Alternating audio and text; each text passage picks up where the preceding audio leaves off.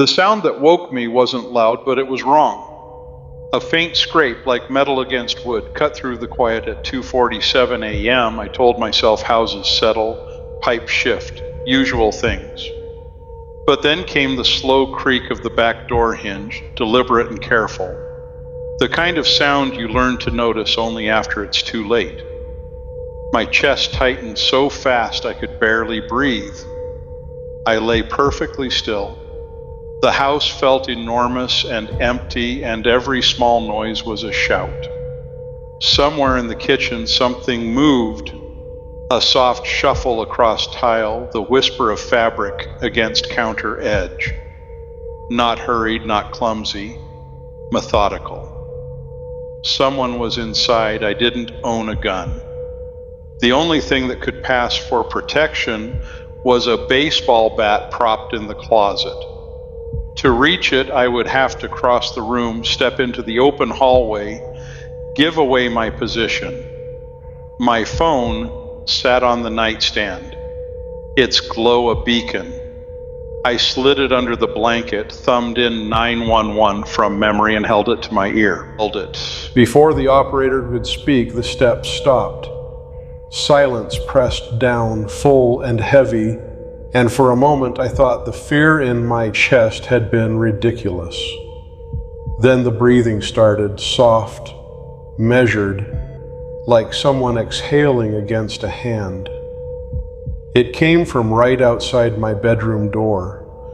The voice on the line was calm, the script of 1,000 dispatchers. Stay hidden. Stay quiet. Officers en route. My voice felt small and raw. I whispered that someone was in the house. The operator asked me to describe what I could hear. I wanted to tell her everything. The way the floorboard outside the kitchen groaned 3 feet from the sink. The way the night smelled like wet concrete from the rain earlier. The way my own pulse pounded so loud I was sure it would give me away. Instead, I could only breathe and listen.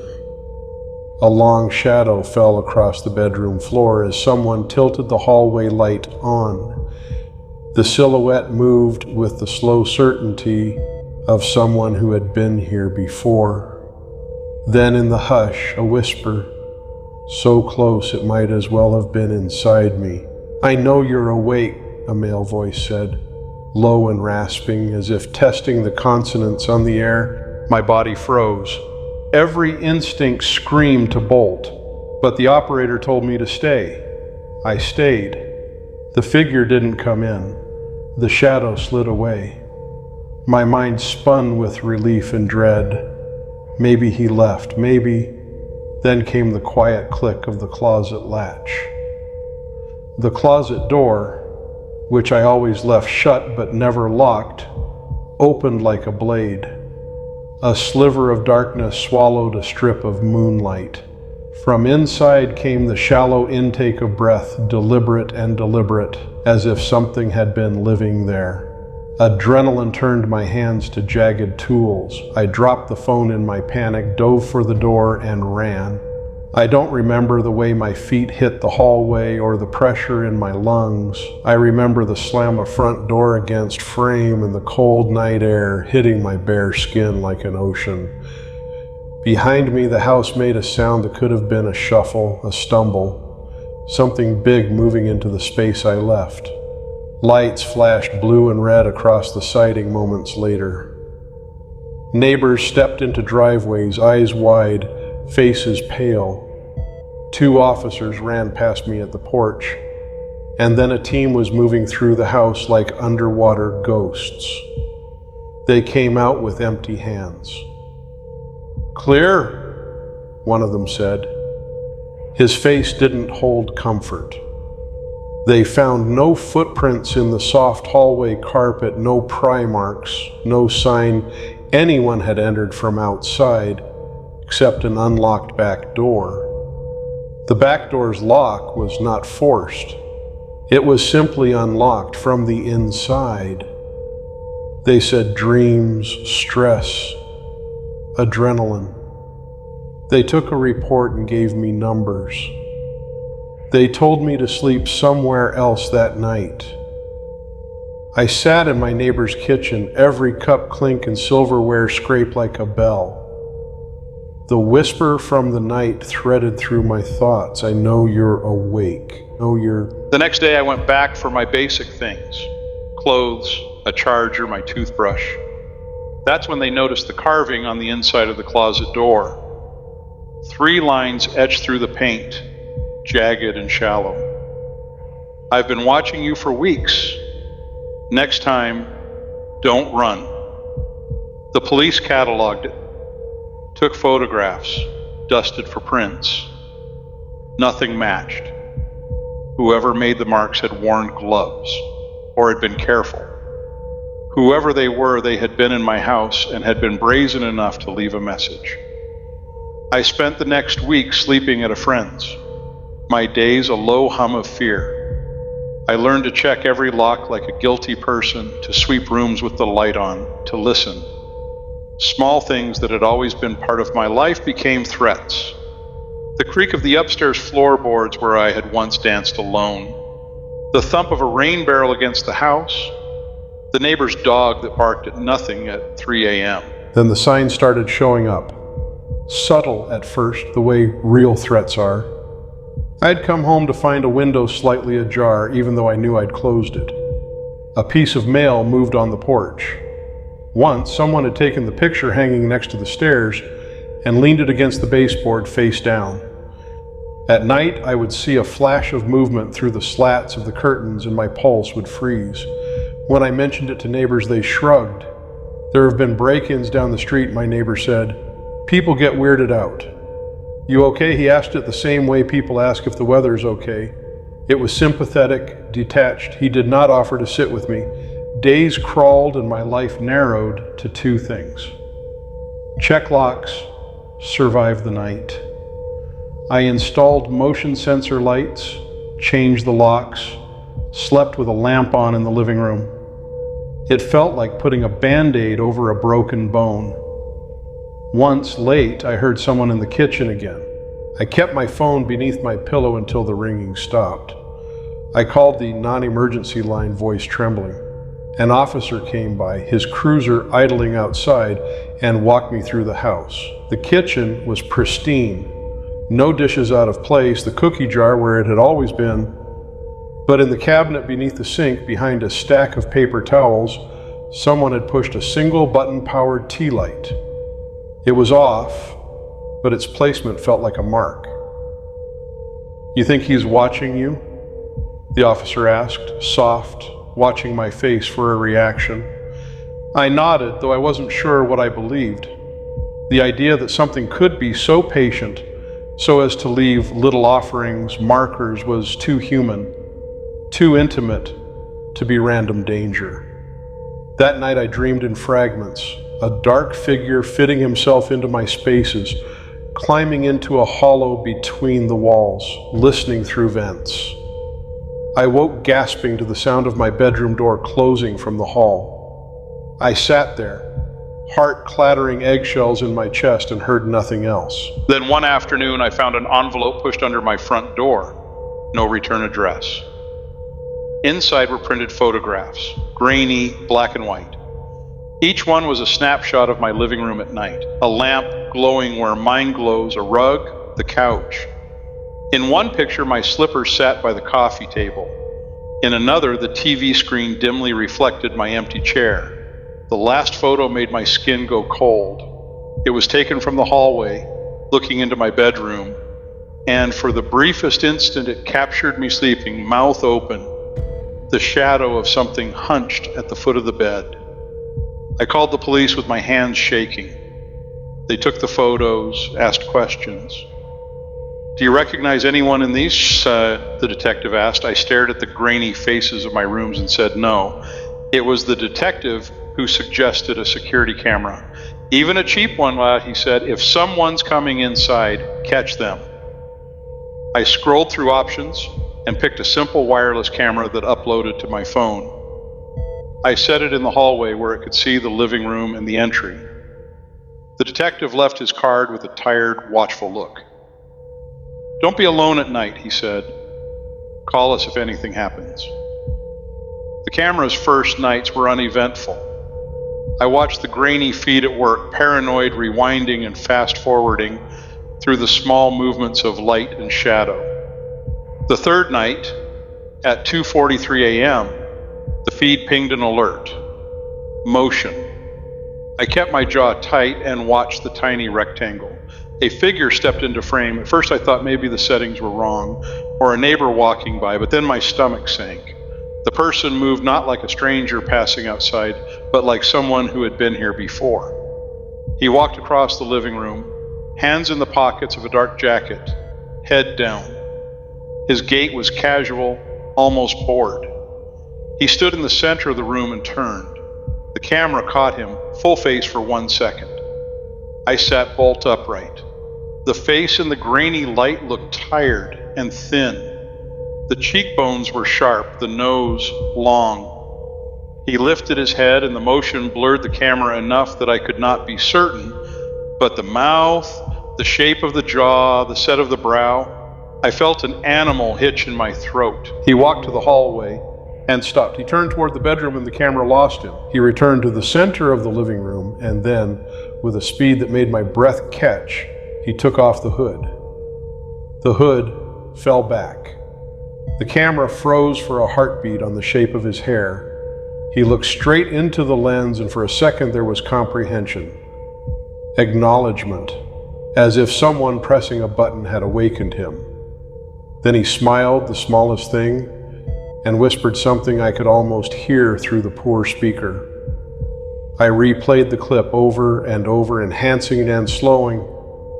The words remained a threat that would come at me when I was alone.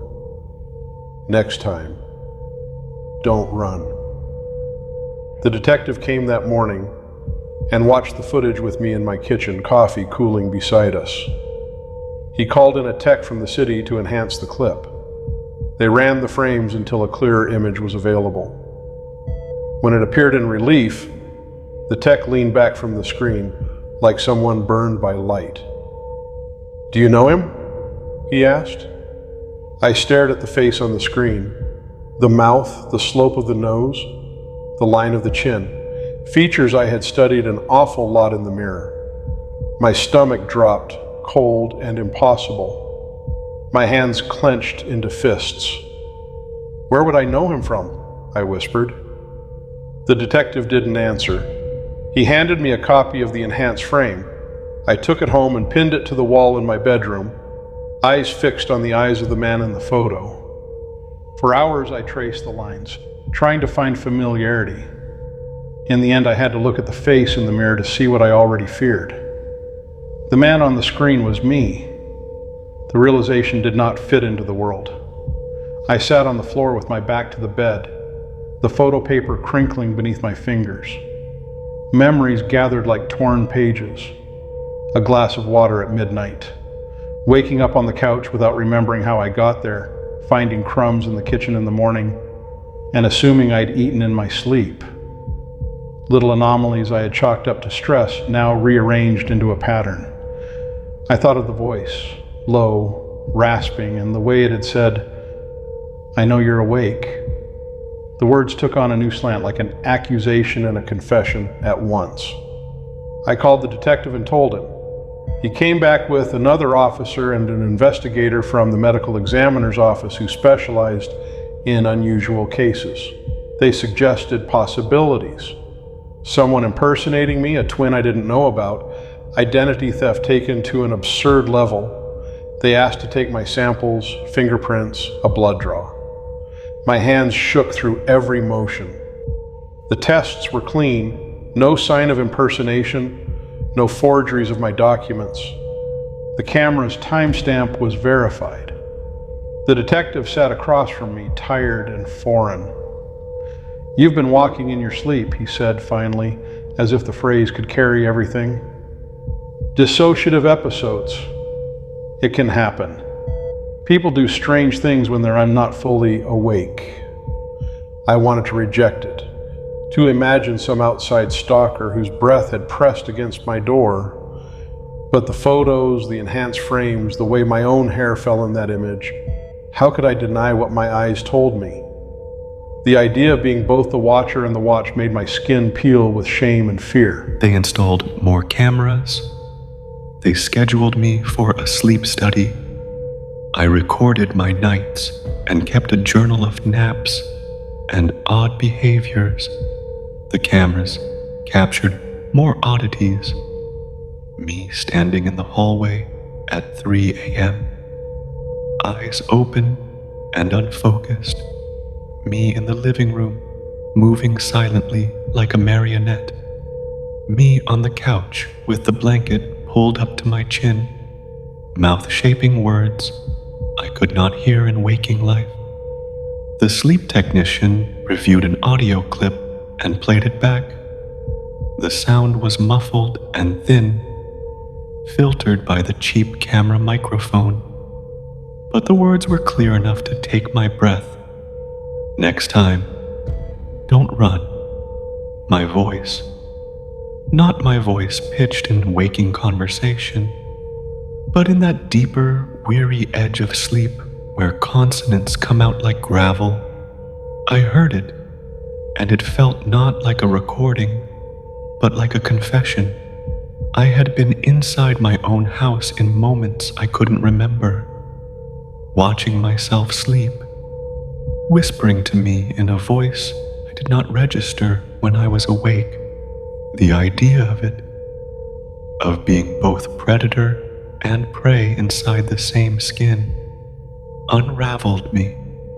Who had carved the words in the closet? Who left the photos? The detective said whoever was doing this was using my dissociative episodes to their advantage. Some other person could be following me during the day, learning my hours, and then letting me act as a cover at night. Or, his voice dropped. Maybe I was doing more than watch. Maybe when the sleep took me, I left the house. Maybe I was the one pushing through the back door, painting a smile on my face, positioning the tea light in the cabinet. They ran more tests. They logged my movements. They tracked my steps with a pedometer. They pulled in the neighbor's security camera across the street. It showed my car in the driveway at odd hours, headlights clicking off, but added nothing else. It was the only way to keep going. Watch, record, hope to capture the edges of a life I could not remember. I lived suspended between sleep and surveillance. On the night the twist snapped into sharp, terrible clarity, I slept exhausted after a day of interviews. I woke at dawn with a groggy, sunlit head and the impression of someone in my kitchen. My first thought, the worst, most human fear, was that he had been back. I walked into the living room and found the telltale envelope on the coffee table. Another photograph. My hands went cold. This one was different. It showed the closet at eye level, but in the doorway there was not the hollow dark I had seen before. There was a narrow human shape pressed to the frame. The slight outline of a shoulder. In the foreground, scrawled in the same jagged hand, were words that had not been there before.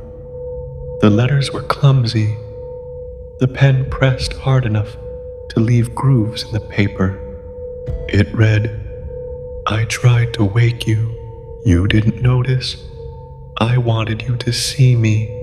Underneath, in handwriting, I recognized the tremble of late-night notes, was a line that stopped my breath cold.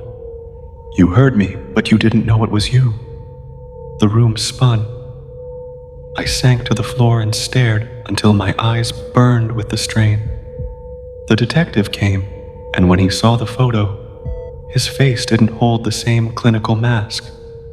He sat down slowly and put the envelope on the coffee table like something fragile. "We set up the sleep lab," he said quietly.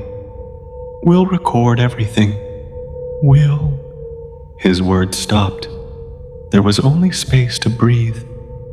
I agreed to the sleep study. I lay in a room that smelled of disinfectant and cheap fabric, wired like a science project. They dimmed the lights. The technician checked each lead, his voice soft. "We'll be monitoring. If you leave the bed, we'll wake you." No one promised anything. At 2 in the morning, I closed my eyes with the feeling that my life had narrowed to that room. I remember the slow slide into thick water, the faint lift of my feet, then nothing. I woke to a cold tug at my arm and the voice of a nurse. "You're shaking." Dazed, I sat up.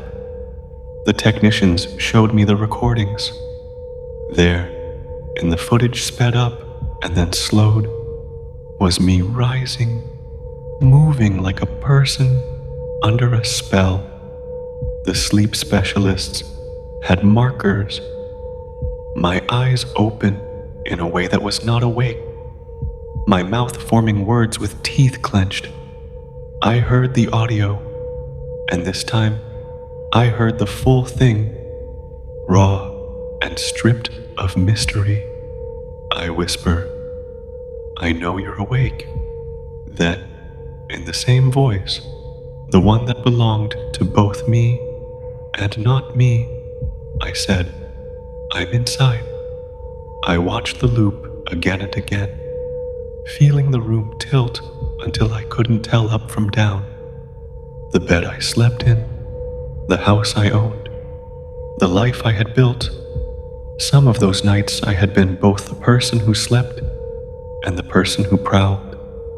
The carvings, the photos, the tea light, they were my acts done with the helplessness of a passenger.